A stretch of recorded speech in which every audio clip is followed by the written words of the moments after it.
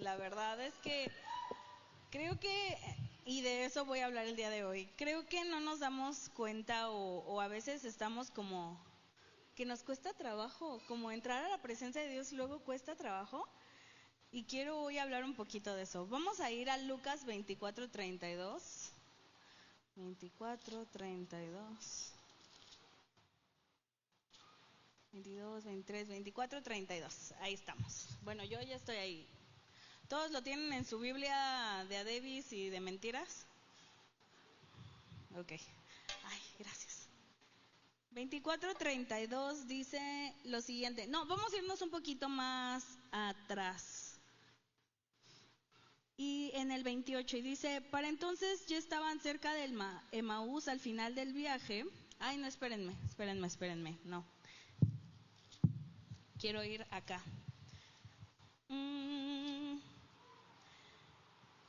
De camino a Emaús, en el 13, perdón, 24:13.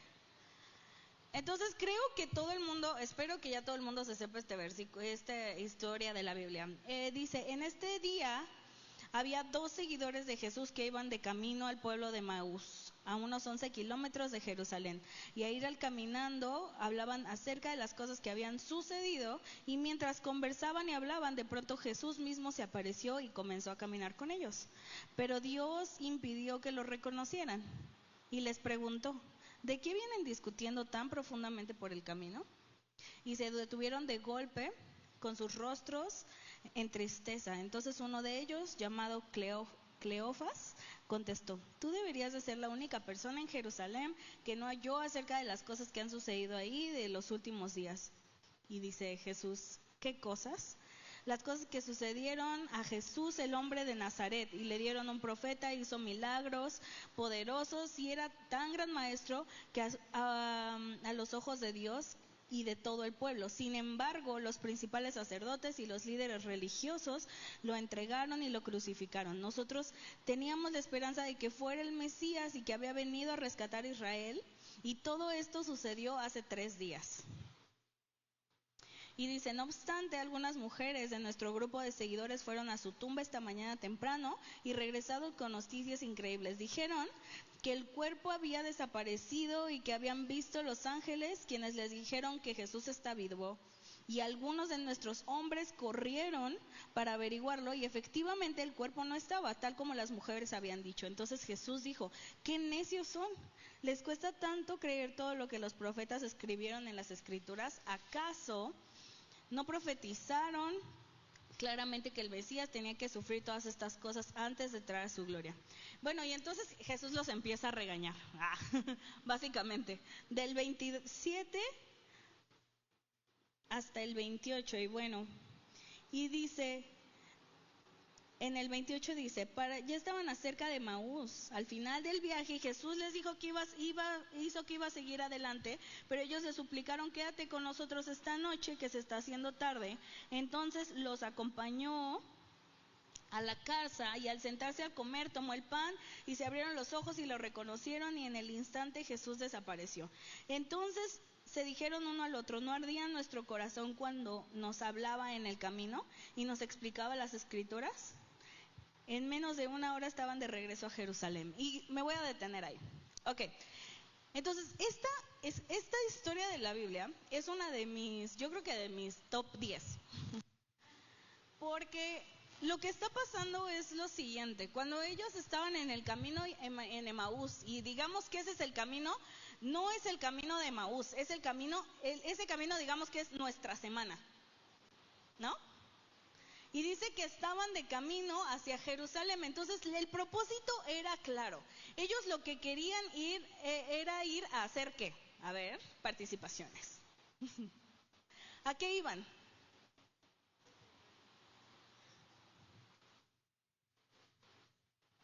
¿Nadie? A la una, nadie se lo imagina. Ok. La razón por la que ellos iban de camino a Jerusalén era para comprobar y para darse cuenta si Jesús había resucitado o no. Lo que se iba a alzar ahí no era una conversación de cómo ahora vamos a profetizar a las naciones, cómo vamos a hacer discípulos a todas las naciones. La conversación que se iba a tener ahí era un debate si sí era verdad o no. Porque si te das cuenta, cuando ellos están hablando y dicen, ay, es que a Jesús lo mataron, ellos no hablaban de un Jesús vivo, ellos hablaban de un Jesús muerto, ¿cierto? ¿Todos leyeron conmigo? Cierto. Entonces, lo que ellos estaban intentando es ir a Jerusalén para platicar cómo había desaparecido el cuerpo de Jesús y por qué había desaparecido el cuerpo de Jesús. Si tú te das cuenta en la historia, ellos tal vez no estaban tan cerca de la ciudad, pero a lo que iban era a encontrarse o a pensar si sí iban a creer lo que eso era verdad o no. Porque ellos no iban con un corazón convencido. Si ellos hubieran ido con un corazón convencido, diciendo así como de, no me vas a creer, pero Jesús resucitó. No, la historia que contaron fue una historia de muerte. Lo que ellos están diciendo es, ay, es que Jesús era súper bueno y lo mataron. Y esa es la conclusión es que lo mataron. Y entonces Jesús interrumpe la conversación de falta de fe para poderles inyectar la fe de lo que sí había sucedido. Y dice, ¿por qué les cuesta tanto trabajo creer en lo que dicen las Escrituras? Y entonces Él les tiene que recordar lo que Él mismo había dicho del Mesías, porque al final de la conversación dice, y nosotros esperábamos que Él fuera el Mesías. Eso significa que en sus corazones, como ellos tuvieron una derrota, Jesús dejó de ser el Mesías. Oh. Y eso nos pasa no solamente a ellos cuando iban de camino a Emaús, sino a nosotros cuando pasa algo que pensamos que no es algo que Dios tenía que hacer en nuestras vidas. Deja de perder el poder que Dios tiene porque no hizo lo que yo esperaba que iba a hacer. Y entonces se convierte en un conflicto en mi vida, porque entonces lo que está sucediendo es que mi convicción de que Él es Dios, un Dios poderoso, solamente cae siempre y cuando en mi vida solo pasen cosas buenas, o solo pase como tiene que suceder. Porque si hubiera sido Dios, un Dios como predecible, hubiera Jesús haberse revelado a ellos cual Jesús y haberles explicado todas las cosas y haberlo entendido, ¿sí o no?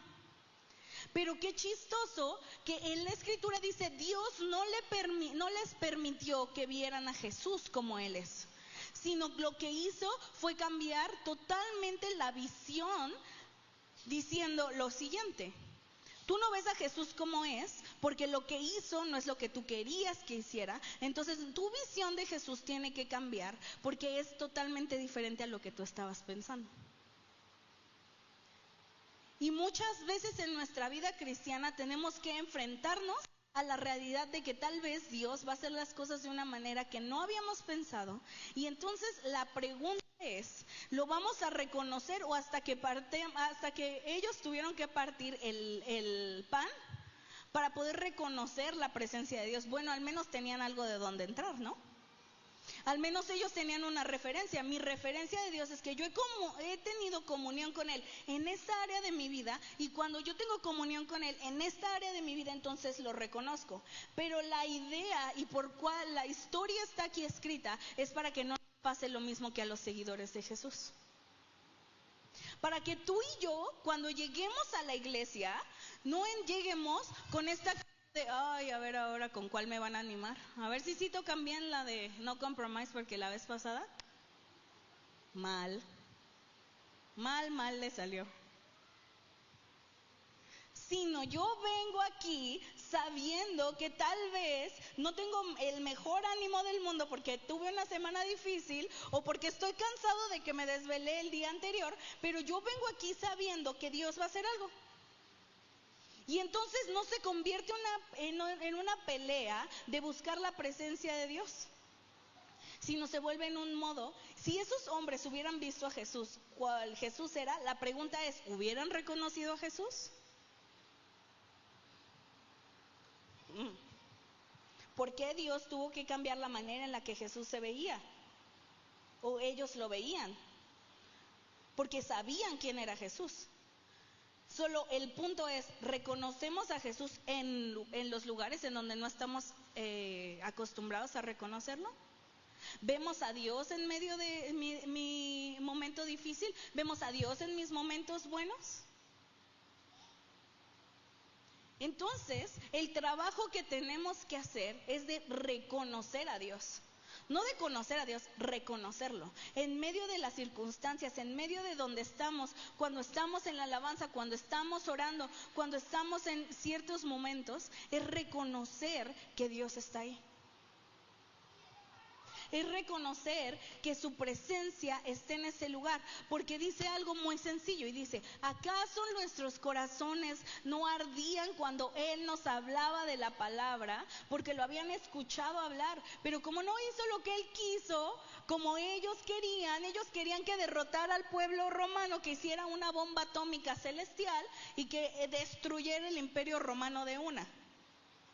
Y como no hizo las cosas como ellos estaban pensando, entonces no podían creer que era el Mesías, porque el Mesías los iba a liberar, ¿sí o no?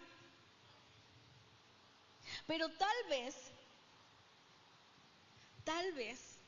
el problema no era que ellos estuvieran como esclavizados, por así decirlo, por un imperio físicamente, sino la liberación tenía que ser de sus mentes. Y entonces vemos un ejemplo como el de Pablo, que Pablo pasó muchísimo tiempo en la cárcel, pero Pablo se veía como un hombre libre, porque él entendió el mensaje de Jesús. El punto no es que estés encarcelado, que estés viviendo en sufrimiento, el punto es que tu mente sea libre. El punto es que tú no importa si tú estás encerrado en 4 paredes, sino el punto es que cuando hables tú, puedas hablar una voz de libertad. Si nosotros queremos ser personas que vivimos en una libertad genuina, no importa en dónde estemos, vamos a hablar libertad. Pero una persona que solamente es libre físicamente va a poder hablar de libertad física cuando esté liberado físicamente. Pero una persona que entiende cómo se ve la libertad, que sabe cómo se ve la libertad, que ha visto a Jesús, entonces de lo que va a hablar es de una libertad que nadie te puede quitar. Y esa es la cosa, y eso es lo que Jesús quería hacer.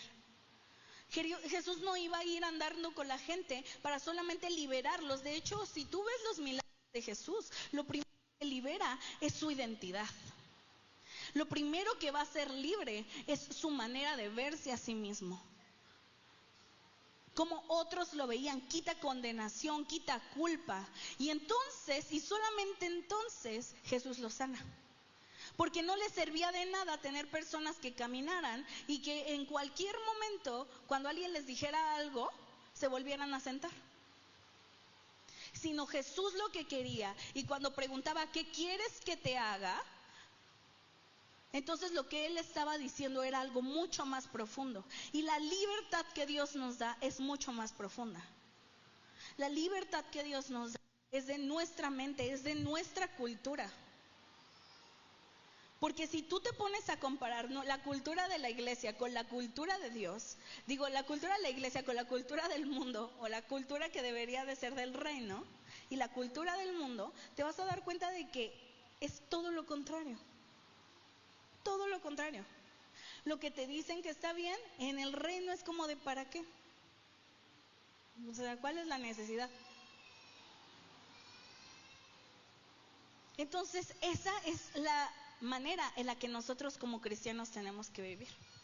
Reencontrarnos. Si hoy es el día en el que te tienes que reencontrar con la palabra de Dios, con la presencia de Dios, para poder entender y que tu corazón arda de nuevo, te invito a que hoy tomes la decisión.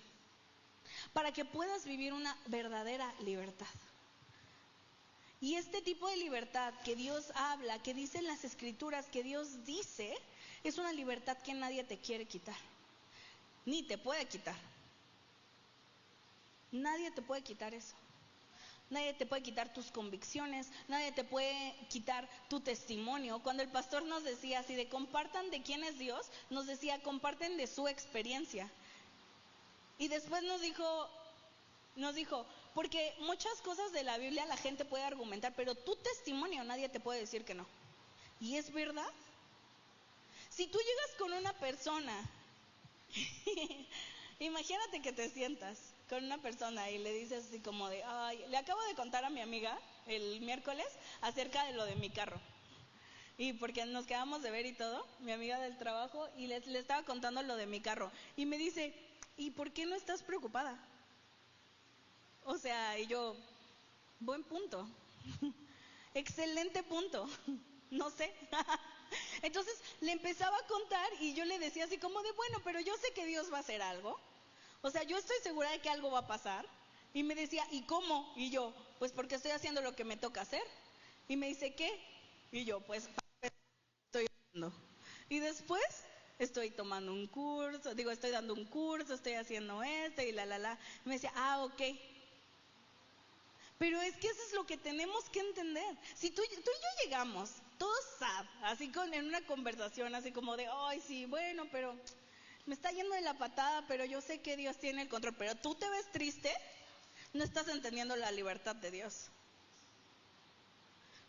O sea, no está mal estar triste, pero a lo que me refiero es que si tú vas a tener fe de que Dios va a hacer algo, actúa teniendo fe en que Dios va a hacer algo. Porque si no, entonces no tienes fe. Entonces nada más te gusta decir cosas bonitas. Pero una persona que actúa porque tiene fe, se va a mover por fe y se va a notar que tiene fe. Eso es a donde nosotros tenemos que llegar. Que los hombres al final que tuvieron este reencuentro con Jesús, terminaron diciendo, Jesús está vivo. Yo no estoy adorando a un Dios muerto, Jesús está vivo. Esa es la fe en donde tenemos que llegar.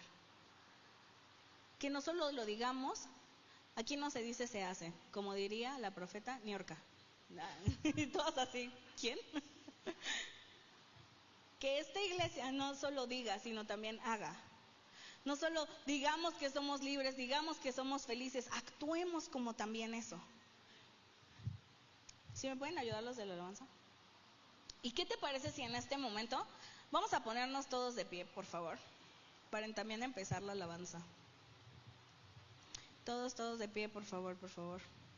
Yo sé que estamos cansados, que nos duele la rodilla, que nos truena la rodilla cuando nos volvemos a sentar. Pero vamos a honrar la presencia de Dios. Cierra ahí tus ojos.